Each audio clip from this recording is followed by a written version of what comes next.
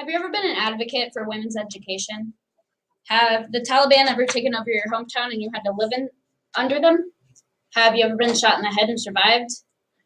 Well, Malala Yousafzai has. And today we're going to go over her life growing up, the Taliban that took over her town, and her shooting and recovery. According to biography.org, Malala was born on July 12, 1997, in Mingora, Pakistan. Baby girls aren't always celebrated in Mingora because they don't have all the rights that men do. Like, they can't go to school and they can't go and enjoy other cultural things like watching TV or going and playing outside with the other kids. Mingora was known for their summer festivals, and it attracted a lot of tourism and a lot of different activities that would go on there. But when the Taliban started taking over, it stopped the attraction and made the community completely different.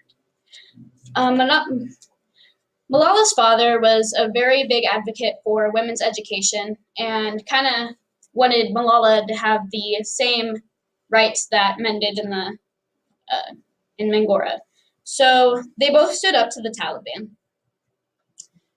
According to Malala.org, the Taliban controlled Swat Valley in 2007. Girls were banned from attending schools and the different cultural activities that I had talked about. And in 2008, they destroyed at least 400 schools. According to Malala started to blog about her life living under the Taliban and how it affected her and her family. And she started to blog for the BBC. The first blog that she had was titled "I Am Afraid," and that was in 2009. And in October 9th, 2012, there was a school bus shooting where two Talibani young men, came onto Malala's school bus and asked for her by name. When they finally asked for her, and she stood up, they shot her in the head, and it went through her head into her shoulder.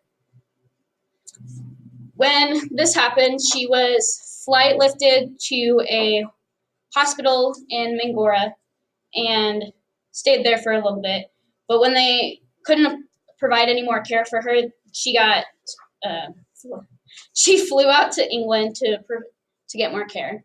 While in England, they had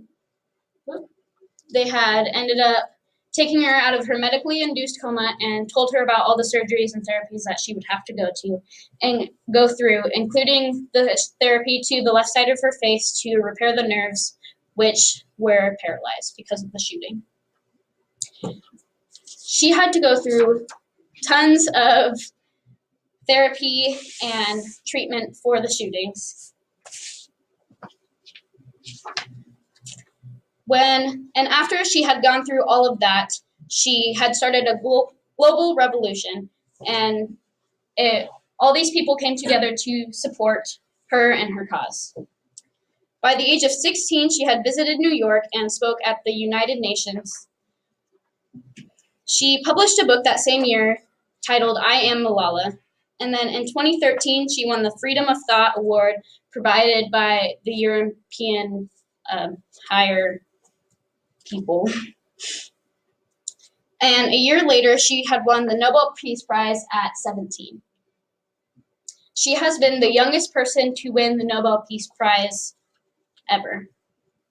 So today, we went through her life growing up, the Taliban taking over her town, and getting shot in the head. And I don't know about you guys, but I give her major props for that.